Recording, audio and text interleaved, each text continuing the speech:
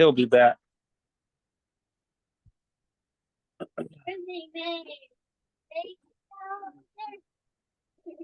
Oh, nice. You got Hanuman and Lord Nrsimhadev. That's awesome. Perfect. Where'd you get those murtis? The statues. Was that some kind of those deities, those forms? I actually got them at West Virginia. Oh, at the farm? I sell them at a shop in Titusville. It's called the Market Square. I got a vendor. I sell all kinds of. I sell Bhagavad-gītā and clothing to represent and drop of beads. Yeah, I like your baby crystal. Your Gopal shirt. Thank you. Yeah, those are nice. If that's just an Nrsimha, he doesn't have Prahlad next to him, right? No, it's just him. It's him and Hanuman. And Hanuman. Yeah. Oh. So we're going to start here. I'm going to share a screen with my main page of my new blog. So you're on the screen. The Vedic Observer.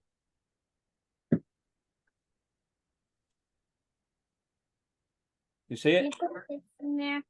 Hey, Zannu. You see that screen? You see that there's Krishna playing the flute. Now you can see. Cool.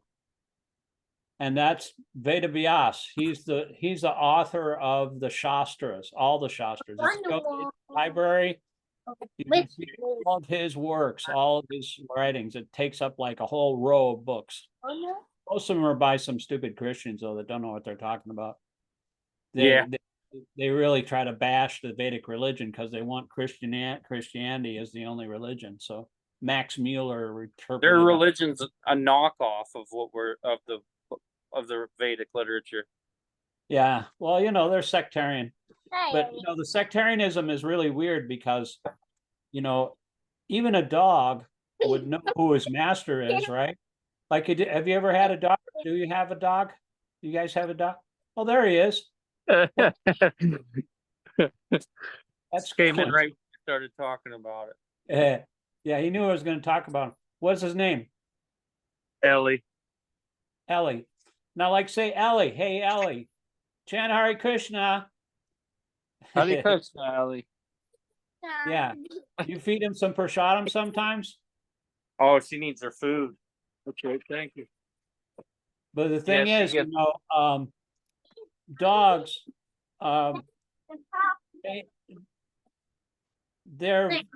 they would know who you are. Like, say, if you were dressed in a robe like a Hare Krishna, or if you're wearing your Gopal t-shirt, he would be able to tell the difference between you. It was you, right? Even if you were naked. Yeah. Say, oh, yeah, that's Trevor right there, he would know.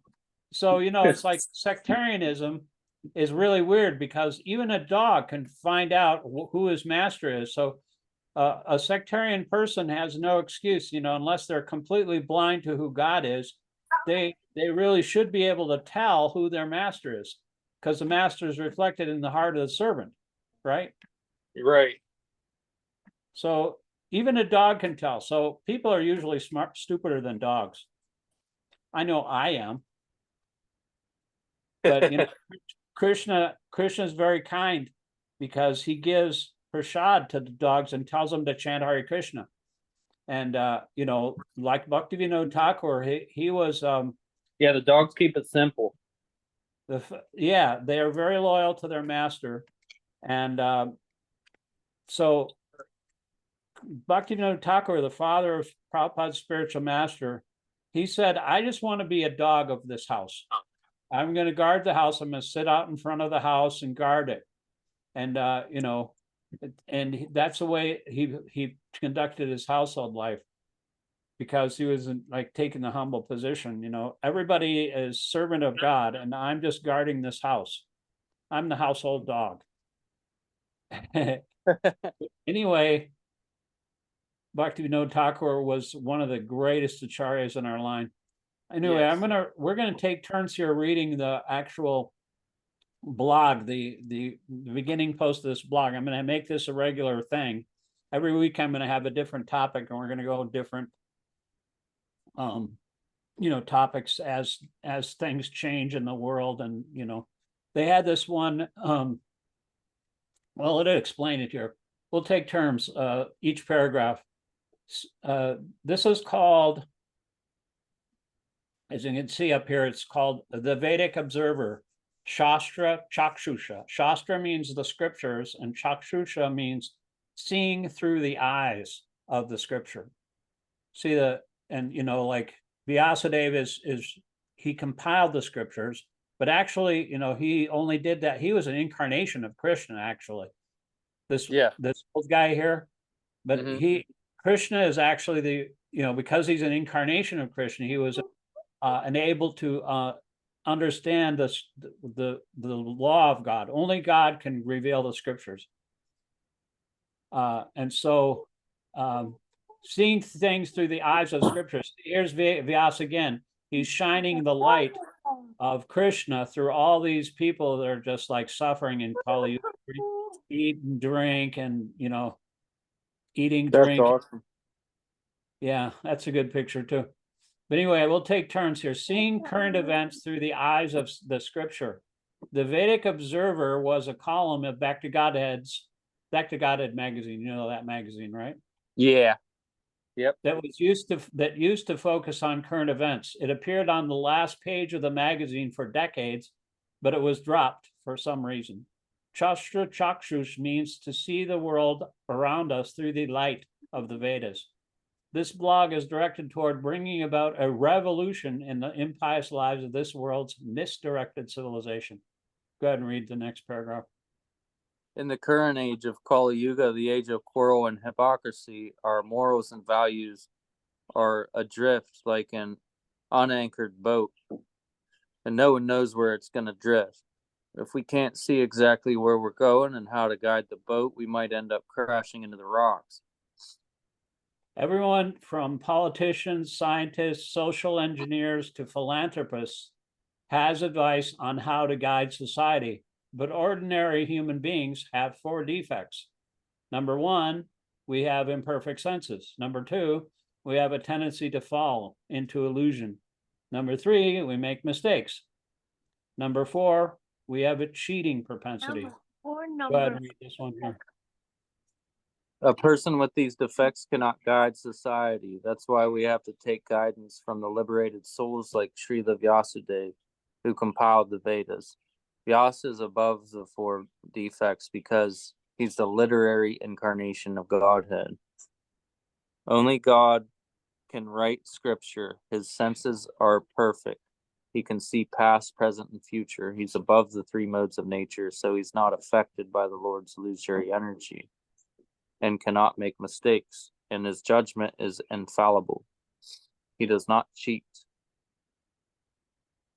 When we see things through the eyes of the scriptures, we can see what's really important. Most of what is discussed in the media these days is not really important.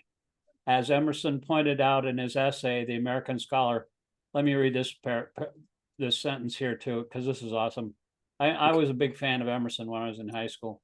He says, he's talking about like all the news of the day, like everybody's thinking, Biden is, down, he's going to go down, and, he's weak, he's old, and everybody's really worried, and they're all just wringing their hands, and even George Clooney today said, Biden's got to go. And Nancy Pelosi, the Speaker Emeritus of the House, she seems kind of nervous, and she knows how to count members of Congress. So if she's nervous, I'm nervous. Right. Because I don't relish the thought of another Trump presidency. But all these things are like everything is like changing in the material world, and it's just like ants. Ants have like, if somebody knocks on an anthill, like kicks over the anthill, all the ants will scurry around and freak out, because it's it's a calamity for them. But the demigods are looking at us down in here on this planet and seeing how we're running around. And George Clooney, he's the biggest movie star and Oscar winner, and he's freaking out. He had just a big fundraiser to raise millions of dollars for Joe Biden. Now he wants him out.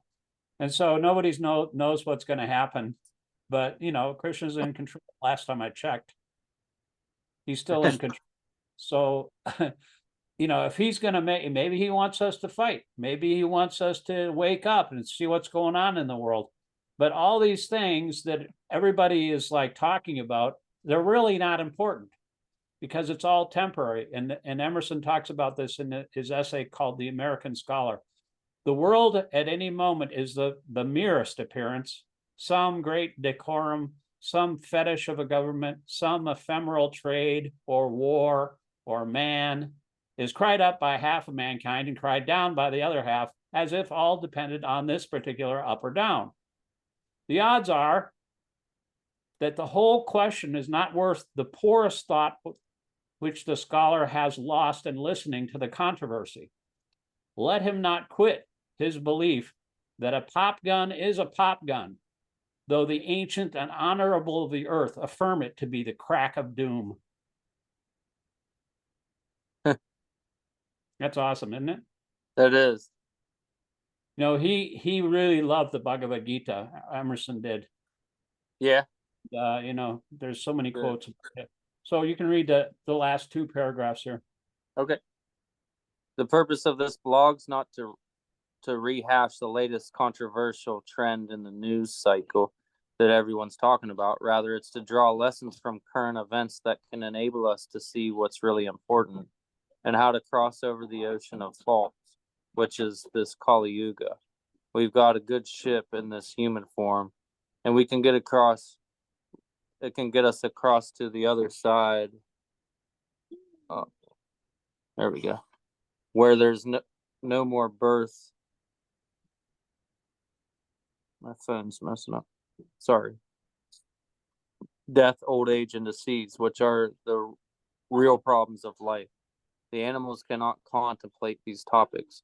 We've got a good captain, the spiritual master, Srila Prabhupada, who's so kindly brought the favorable wind of the Vedic scriptures, specifically the Bhagavad-gītā as it is, and the Srimad Bhagavatam from the east to the west. And by hearing from these scriptures, we can cross over this dangerous ocean and safely reach our eternal home on the shores of the spiritual world. By regularly hearing the Bhagavatam and rendering service unto the pure devotee, all that is troublesome to the heart is practically destroyed, and loving service unto the glorious Lord, whose praise with transcendental songs is established as an irrevocable fact. Yeah, they used to have a song. They had a song about that. We got a good boat. We got a good captain. Prabhupada. But it's true. The favorable winds of the Vedas, the Prabhupada is the captain of the boat, and the boat can take you across the terrible ocean of material miseries, which is this Kali Yuga, and bring you to the spiritual world, to our eternal home. So that's a good boat ride. I'll take No that. doubt. I like it too. Let's see here. I'm going to see if I can actually broadcast this. I forgot to broadcast this live into Facebook. I'm going to see if I have Facebook here. Can you see the screen there still? Let's see if I can broadcast this. Let's see if it works. I kind of learned how to do it. Because we learn everything on There you go. nowadays. Go live.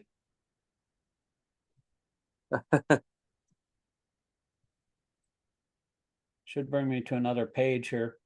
Streaming software.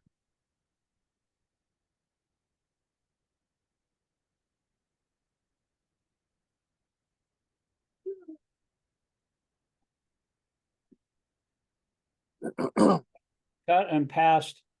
Oh, copy and paste the stream key into your streaming software. Okay.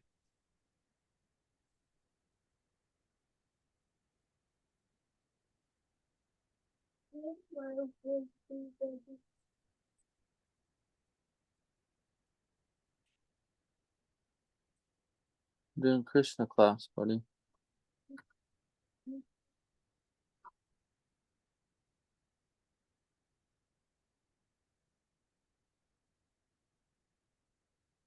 Sit Huh. with me.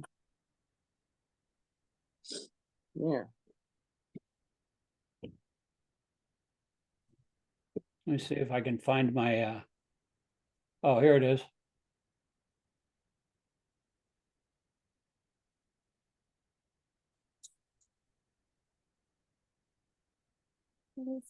Oh, maybe it's here.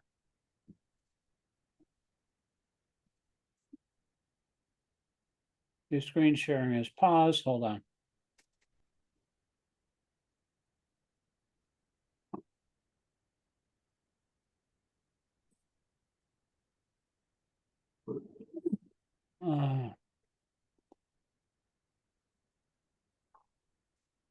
Anyway, I'll figure it out later. It's too complicated now. I don't want to waste too much time because we should actually get started on this. I'll figure out how to do it later. I've got to copy and paste the streaming key and everything in there. I'm all new to this stuff. But let's see here. We're going to start at 121 or 2. What chapter are we on? We're on Ādi Leela, chapter 28. Oh, this is Chaitanya Charitamrita then. Yeah. Okay. Yeah, we're going to talk about civil disobedience because you know who the guy, the original personality who was in kind of invented civil disobedience. That would be Lord Chaitanya Mahaprabhu, because you'll find out. So, you know, Lord Chaitanya asked everybody to chant the holy name. And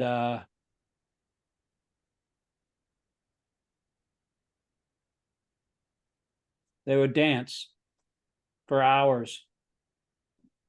And he ordered all the citizens now to chant the Hare Krishna mantra in each and every home. They began performing Sankirtan regularly. And all the devotees sang this popular song of the Hare Krishna mantra. This is Lord Chaitanya's favorite song. I don't know if you ever heard it. It goes, Haraya Nama Krishna, Yadavaya Namaha, Gopal Govinda Ram, Sri Madhusudan. They would chant that.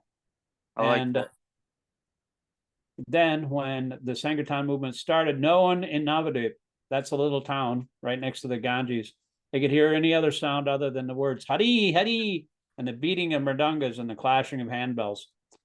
I remember one time I was like working at Minneapolis, and this guy, you know, they're doing Harinam, you know, like the chanting around the Hubert Horatio Humphrey Dome in downtown Minneapolis. And the guy kicked us out. You know, he said, "You guys come around here with your boom booms and your ding dings." So that's all anybody heard in Navadvip was the beating of the mridanga and the clashing of the. You come around here with your boom booms and your ding dings and get out of here. Because that's what a kirtan sounds like. You go boom, the boom, boom, ding, ding, ding. So, let's see here. That's funny. Yeah, I love that. But okay, so you can read the purport here. The International Society for Krishna Consciousness now has its world center in Navadvipa, Mayapur. The managers of the center should see that 24 hours a day there's chanting of the holy names of the Hare Krishna Maha Mantra, with the addition of Hare Nama Krishna Yadavaya Namaha, for this song was a favorite of Sri Chaitanya Mahaprabhu. But all such Sankirtan must be preceded by the chanting of the holy names of the 5 tattvas: Sri Krishna Chaitanya Prabhu Nityananda Sri Advaita Gadadhara Sri Vasati Gaura Bhakta Vrinda. We're already accustomed to chant these 2 mantras: Sri Krishna Chaitanya Prabhu Nityananda Sri Advaita Gadadhara Sri Vasati Gaura Bhakta Vrinda, and Hare Krishna Krishna Krishna Hare Hare, Hare Ram Ram Ram Hare Hare. Now after these, the other 2 lines, namely Hare Nama Krishna Yadavaya Namaha, Gopala Govinda Rama, Sri Madhusudana should be added, especially in Mayapur. Chanting of these 6 lines should go on perfectly well, that no one there hears any vibration other than the chanting of the holy names of the Lord. That will make the center spiritually all perfect. Yeah, you know, I donated $1,000 to that project to TOVP. There's actually a the Bhaktivedanta Institute, which is a science institute that Prabhupada started. One of the chief directors is going. The Bhaktivedanta Institute, I think, is in Florida, but they're going to be talking about the planetarium. You know, they have like a chandelier in the top. That whole temple area in the Vedic planetarium, you know what I'm talking about, right? The one in Mayapur? Yeah. TOVP. It's called the Temple of Vedic Planetarium. And it's got like the spiritual world up above, and then it's got the different planetary systems, you know, upper, lower, and middle. That's pretty crazy. And then it's like a big chandelier, and they're going to be talking about that. It's on my Facebook group page, and it's going to be at next Sunday, I believe, at 9 o'clock, 9 to 12. Today is the last day to sign up for that. If you want to check it out, it's on my Facebook page. But the sign up sheet there, but it's free, and there's gonna be a lot of really knowledgeable people. Let me show you a book here.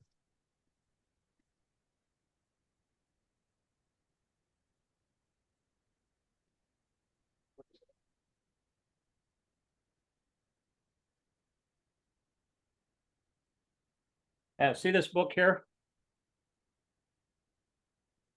Yeah. See, that was this guy named Bob Cohen. It says his name in the bottom there. And cool. He asked Prabhupada a bunch of questions, and they decided he was working as a Peace Corps volunteer back in the 70s. And they decided to put a book, Perfect Questions, Perfect Answers.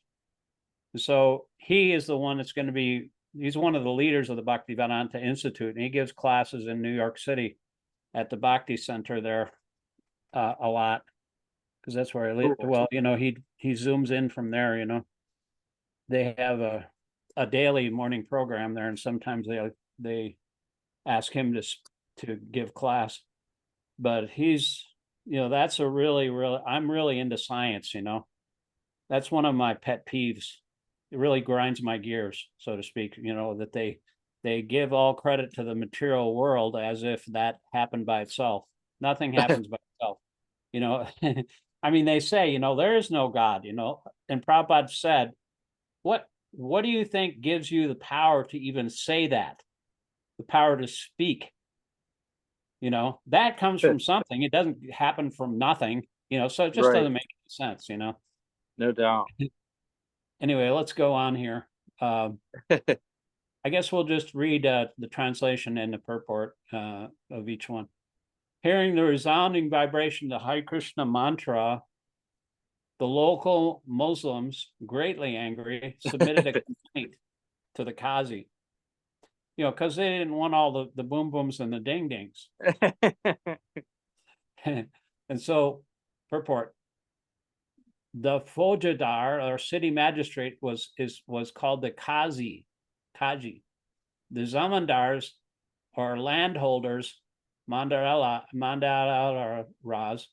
levied taxes on the land, but keeping law and order and punishing criminals was the duty entrusted to the Kazi. I guess he's like the sheriff, you know. Okay. Both the Kazi and the landholders were under the control of the governor of Bengal, which at that time was known as Subha Bangala. The districts of Nadia, Islampur, and Bagoyana were all under the zamindar named Hari Hoda, or his descendant known as Hoda Krishnadas. It is said that Chand Kazi was a spiritual master of Nawab Hassan Shah. According to one opinion, his name was Maulana Sirajuddina, and according to another, his name was Habibar Rahmana. See, this was like 500 years ago, so there's so many different conflicting stories. I mean, he's a real person though.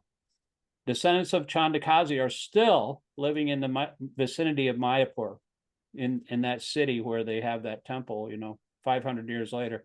People still go see the tomb of Chandakazi, which is underneath the Champak tree and is known as the Chandakazi's Samadhi.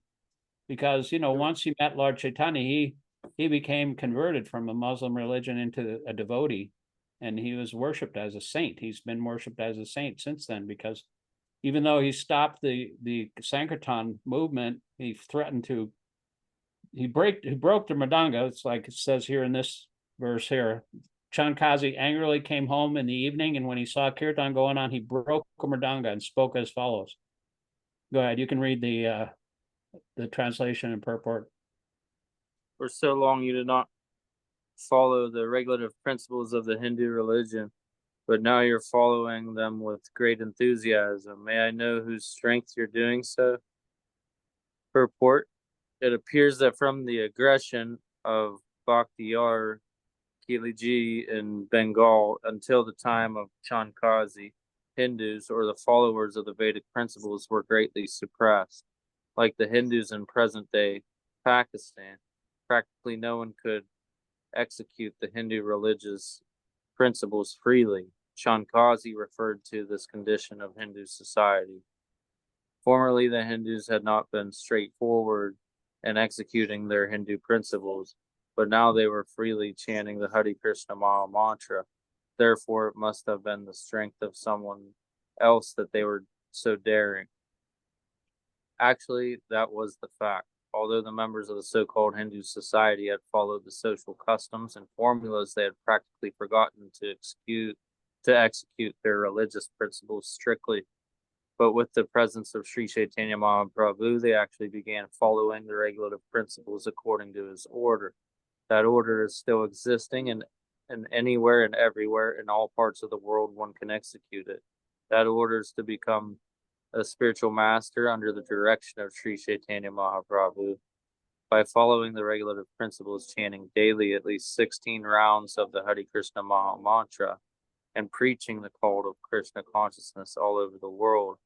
If we adhere to the orders of Sri Chaitanya Mahaprabhu, we shall get spiritual strength without a doubt, and we shall be free to preach this cult of the Hare Krishna movement and not be hampered by anyone. Yeah, Lord Chaitanya ordered everybody, you become spiritual master and try to deliver everyone in this land. Just teach them the principles of as told by Lord Krishna in the Srimad Bhagavatam and the Bhagavad-gītā. And this way become a spiritual master and try to liberate everyone. That's the order of Lord Chaitanya. So on his order, that's what we're doing. If we follow his order, if we execute that order, then we'll be safe, because Krishna protects all, especially, he says, no one is more dear to me than one who is preaching to my devotees, one who is delivering, repeating my message to my devotees. He says, no one is more dear than he, nor will there ever be one more dear. And so Prabhupada says, Krishna becomes so pleased with such a devotee that's trying to spread his message that he comes personally and shakes his hand. So that's beautiful. Yeah. I mean, he really, really loves, Prabhupada said, because I love Krishna, I want everyone else to love Krishna too. I mean, it's the highest bliss. Prahlad Maharaj, the son of Hiranyakashipu, who Nrsimhadev protected, he said, I know nobody can be happy without, you're taking shelter at your lotus feet. And there are all these fools and rascals that are making all these different plans for their sense gratification, maintaining their families and societies, and they're simply, missing the point. They don't know the goal of life. And I know they can't be happy without your shelter. So therefore, I wish to bring them back to shelter at your lotus feet. I don't care if I don't have any worries myself, but I'm simply concerned with love for them, because Krishna loves them too. He wants to bring back all his forgotten, separated parts and parcels. So it's kind of like the husband that wants to wake his wife up for enjoyment, So Krishna wants to wake up all his separated the woman is called Sri, one who is enjoyed, and Krishna is Supreme Purusha, the enjoyer. And so he wants to enjoy with all the living entities and bring them back to the dance of love in the spiritual world, because that way they'll be happy. Otherwise, they're just suffering. Everybody's suffering. See how this world is right now? It's just a terrible, awful place. Yes. It's really hellish. I mean, you got Gaza, you got the forest fires, you got the election coming up. There's going to be riots and blood in the street. I mean, this next coming election is going to be held in the same city. I remember when I was 13 years old in 1968, they had the Democratic Convention in Chicago. You weren't even born yet. My wife was 1 year old, because she's a spring chicken. I plucked her from the cradle. She's 12 years younger than I am. But I remember that because that was the middle of Vietnam War in 1968, and all of the hippies were out. It was a very contentious, the Democrats were divided, They didn't know. My father was actually one of the lead guys in the Democratic Party back then. And my late father, God rest his soul, but he actually was going to have Tony Randall come to our house, but he couldn't come. So he got Paul Newman. You know Paul Newman, the movie star? Maybe before your time, but anyway, he came to the sorority house right at the end of our block, and there was a bunch of sorority girls. He was really handsome, because he's a movie star. So all the girls were on top of the roof, like screaming at him, But he was like trying to promote Eugene McCarthy, who was the progressive candidate back then. But they were really divided about that. The Democrats didn't know who to pick, and so it was a very contentious convention, the DNC, Democratic National Convention in Chicago, 1968, 56 years ago. I can remember watching it on the black and white TV, and I can remember the hippies were trying to taunt the policemen, and it was just because they were protesting the war in Vietnam. They didn't like it, and Mayor Daley, the mayor of Chicago at the time, he sent like a massive police force, and he started beating the crap out of these kids, all these hippies that were protesting. He took clubs and just beat them on the head and everything, kicked them, and even not only just students, but like pastors and stuff. They just beat the hell out of everybody. And my father was so upset. He's kind of like one of these liberal elite college professors that the MAGA people call libtards. Mm-hmm. You ever heard that name? Libtard. No. You're liberal, and if you're liberal, you're retarded. That's but anyway, he actually used to take me on like peace vigils, candlelight vigils against the Vietnam War. He was a very liberal college professor. But anyway, he said if Mayor Daley, if Hubert Humphrey, because they ended up nominating Hubert Horatio Humphrey for that presidential nomination, the Democratic in the race, against Nixon. And because the Democrats are so divided, guess who won? Richard Nixon. And that was a disaster. And so I think history is about to repeat itself. It's going to be in Chicago again. It's going to be deja vu all over again. It's going to be worse. Yeah, it's going to be worse. It's going to be. You thought that January 6th, 2020, my friend actually texted me, 2 days before it. He said, "Civil War?" ? And I said, no, that's on Wednesday, because Wednesday was like when Trump said, "Come to DC, we'll be wild." and so all the paramilitary groups and everything, thousands of his supporters came there armed to the teeth. They stored all their weapons in Virginia because you can't take them into the DC area, and they were going to try to assert, that it was an insurrection basically. And now they're just covering that up and trying to forget about it. But it's going to be. It doesn't matter what the event, what the outcome of this election is. It's just going to be a disaster. Whether Biden wins or whoever else they put forward wins or loses, whatever it is, it's just going to be a disaster. It is. And so we just got to take shelter of Krishna. We have to understand that maybe just like when Hiranyakashipu came down here, Krishna wanted to fight. Maybe he wants us to fight on his behalf. Like you were saying about Hanuman, he got angry. And so he set the whole town of Lanka on fire with his tail. He was jumping from house to house, burned the place to the ground. And so that's the proper use of anger. So we can use our anger for Krishna's service. That's no problem. And in fact, you can't really even fight if you don't have anger, And we tried the peace thing already. You've seen what happened to Gandhi. We tried the peace movement. It didn't work. Yeah, well, Gandhi, Prabhupada asked Gandhi, he wrote him a letter. He said, look, you're involved in this politics. You're going to get killed if you keep this up. He warned him in a letter to Gandhi himself. He was a big follower of Gandhi when he was in college, In fact, he was wearing his Gandhian outfit when he met his spiritual master in 1932. He was wearing the khadi cloth, which is the woven cloth that the Indians used to wear because they were protesting the monopoly that the British had of the cotton industry. And so they, in order to boycott the English cotton, they just wove their own cloth. They had a spinning wheel, and he fashioned his own clothes out of that spinning wheel, and he was wearing that cloth when he met his spiritual master. And his spiritual master, the first thing when he had to be dragged in front of Bhaktisiddhanta Saraswati because he didn't like these sadhus, these holy men, because he'd had experience. His father was very holy, and he wanted the best thing for his son. And so he wanted these sadhus to come to his house. I mean, they weren't rich, but they weren't poor either. And so he could feed a sadhu. You're supposed to feed people if you're, like I said, you got to feed the dog, you got to feed any animal.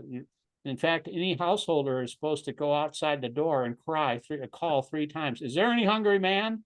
Is there any hungry man? Is there any hungry man? And then they come and eat. And then after they eat, then the householder can eat. That's the Vedic way. And so, he would feed these sadhus, but then the sadhus weren't very saintly. Prabhupada had personal experience. And after they would eat, they'd go down, his father would ask him to bless him. He'd say, okay, you're blessed, And then they'd go back and back of the house and smoke a beedi, an Indian cigarette, And so he didn't really like these types of so-called holy men. And so his college friend had to actually drag him in front of his spiritual master. He says, no, this guy is different. Don't prejudge like that. You have to come and see him. So they saw him. And as soon as he saw him, Bhaktisiddhanta Saraswati, his spiritual master, took one look at these 2 young men. They were dressed in the Gandhian outfit. And he told them, you're intelligent young men. Why don't you spread Lord Chaitanya's movement all over the world? And Prabhupada, his name was Abhay Charan at the time. He thought to himself, well, he was wearing the dress, so he probably had to say something, to represent, because he was a big follower of Gandhi. He said, who will listen to Lord Chaitanya's movement if we're still under imperial rule of subjugation from England? And Bhaktisiddhanta completely shot him down. He just said in one sentence, he said, these things are not important. The most important thing is Lord Chaitanya's movement, and completely smashed him. And Prabhupada was very impressed. And he thought about, he thought about that, asked about his spiritual master, asked him to come to the West because he knew he spoke English. And he thought about that his whole life, even though he started a business and had a family.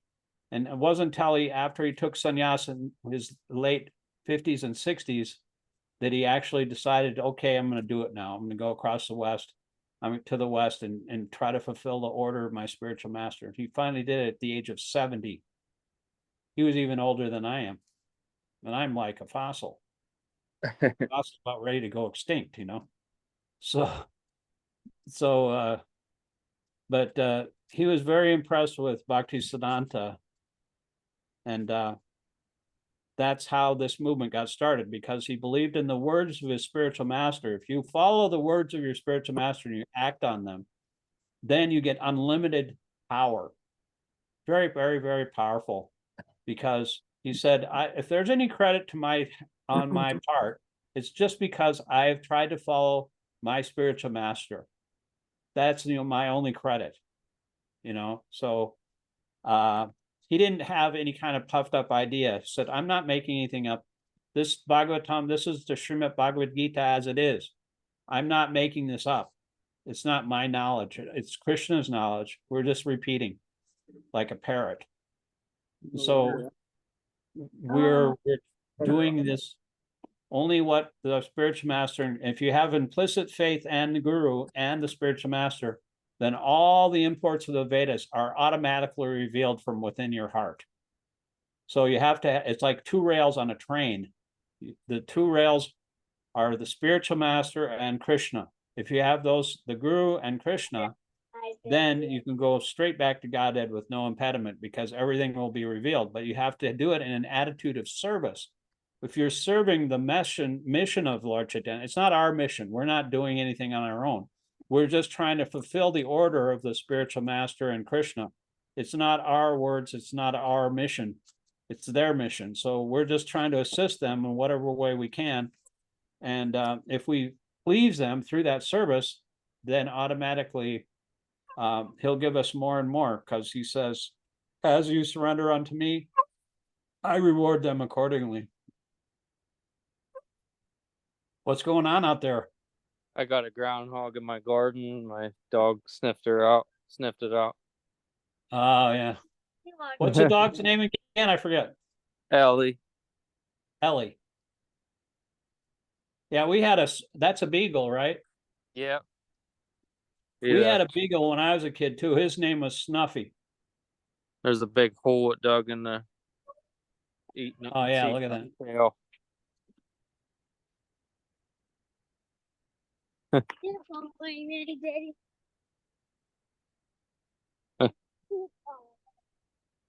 She's wild. I want to see your house here, so I'm just going to drop the thing. We'll just leave off there and just have a conversation, because I like watching. That's a nice house. Is that vinyl siding? Oh, you've got one of batteries too. That's where I was. You think about getting one of those? They're like $5,000 or $6,000, though, right? Something like that. Yeah, we built it ourselves, so except for the roof, we had the roof added on. Oh, really? Yeah. Is that a tin roof? Yeah. Yeah. We had the Amish do that. Got some gardens. My wife is going to go out to Amish country for her vacation. She's got a vacation coming up at the end of the month because it's her birthday. So she's got like 10 days off. She deserves to be a lazy bum at least for 10 days, because she works like a dog all the other times. The groundhog ate all our crops. Oh man. When I was happened this morning. Yeah, it's really difficult. I was trying to clear the branches from our garden in the back of the house, because I made a raised bed, 3 raised beds in the back. And I had a tree guy come and cut the branches so more sunlight could come in and hit the plants. And I said, how do you get rid of groundhogs? He said, 22 caliber long rifle. And I said, no, it's not going to work, because I know my wife hates guns. And if I got a gun, that would be a deal breaker. In fact, if she was president, she would take everybody's guns. I mean, she would really do that. Our zucchini's going crazy. Oh yeah, look at that. Those are huge plants. They have a saying in Pittsburgh that if you leave your car door open in Pittsburgh this time of year, a little bit later when the zucchinis are coming out, your entire car will be filled with zucchini. Oh, look at those daylilies. Those are beautiful. Thank you. Been working hard on it all. What kind of daylilies are those? Those are beautiful. Not those. I mean, the daylilies on the right hand side. Those are daylilies. Yeah. Yeah, we have some, but they're plain yellow. Pretty cool. Yeah. The hummingbirds. You know what? I asked my wife, I've got her all trained up, and I ask her, how is it that all those colors is so perfect and everything. And she automatically answers because she knows knowledge, she says, well, because it's a random combination of chemicals. And I said, you're so smart. Here's the yellow one. Oh yeah. Yeah, those are kind of like orange. The ones that I got in front of my house are yellow. Solid yellow. Yeah. Krishna says, I am the flower bearing spring. Krishna's smile is the flowers. That's Krishna's smile. Beautiful. What kind of vegetables you got in your garden? Oh, we did have cabbage until the groundhog ate it. We have. Yeah. We had a groundhog, and I asked my mother-in-law what to do, and she said, well, groundhogs don't like marigolds. So we planted marigolds. He ate those. And then I brought some like natural oils. They're supposed to be like animal repellent, like lemon oil and cinnamon oil, just natural things, they don't like, supposedly. And Gus, that's the groundhog's name. He ate those too. And he ate all of the vegetables that we sprayed. And I think he was using that as a breath mint because he got a girlfriend then. Oh. And then they had little guslets running around. They're really cute, but there's a lot of them. And so I said, okay, I give up. No more garden. You win, Gus. So I've abandoned that project. I spent hundreds of dollars trying to make a garden. I should have just made one like you have, with a fence around it like that. That's that's the only way. He found his way up underneath. Yeah, well, what you do is you have to dig it and put the fence underground a little bit. That's the key. Yeah. Heard that. You got to like dig the fence in because they know how to dig. Yeah. He built a tunnel system behind the garden. He's like, this is a nice spot. Ate all my kale. Oh, man. We had red Russian kale, curly kale, purple kale. The red Russian survived, but he was nibbling on it. Got my lettuce, had a few different kinds of lettuce. He chewed it all down. Yeah. Destroyed the cabbage and the kale and all the lettuce. The red Russian kale seems to be doing okay. Yep. I told my wife, what the tree guy said about the long rifle, and he said, well, I would never do that. And he said she wouldn't mind it if the groundhog like rushed into traffic and got run over, but as long as she didn't do it, she would be all right with that. But that groundhog was really, they're very voracious eaters. They'll eat everything. I had some Brussels sprouts, I ate those. So what are you gonna do? Right. Eat. We don't usually have any issues. This is the first year we've had issues with the groundhog. Yeah, you kind of like completely destroyed your garden almost, right? Well, this is only part of we have like 5 gardens basically. Okay. Yeah. We got one right way across the field too. Did they get in the fenced area? One across the field. Oh yeah. That's a big yard. It dug a tunnel behind the Russian kale. Oh, fennel, yeah. See that? Yeah, that's nice. It dug a big tunnel behind there. And I filled it up and put big rocks over top of it and stuff, and it came back after a while, apparently. Yeah, just find a way around it. We're gonna have to do something and means to protect our crops, because the house, because you have to have like a whole dug in underground fence. You have to dig and set the fence below the ground, maybe like 6 inches, so that they can't dig under it. Yeah. And then then you'll be okay, but otherwise but I'm too old for that shit now. I just get my vegetables from Aldi. It's cheap. Yeah, I got a pretty massive lawn to keep after. Yeah, do you have a riding lawnmower to take care of that? Yeah, That's a big lawn. We have a small lawn. got a big lawn and got a pretty good sized garden, flowers and crops. Dog And and a dogs, and child. what kind of critters you get besides bears? You get turkeys, We right? have all kinds of birds. All kinds of birds. We got a pretty good variety. You never know what's going to come out of that forest. The first year I came here is whenever I introduced my mom to Krishna. I started talking to her about Krishna before I came here, and I came here about 3 years ago. Whenever I did, I got her to order Bhagavad-gītā, and the day she opened the book, and a peacock showed up and was eating from our bird Oh feeders. my! And it came for at least almost the whole season. It came like religiously almost every day for the next month or two. And I was like, that's crazy. I was like, that's not even a peacock. That's a devotee in the peacock suit.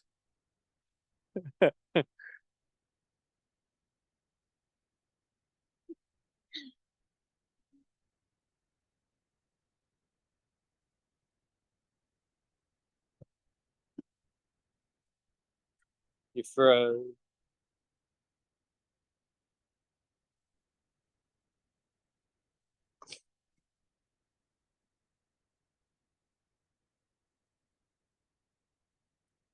Here, Rose.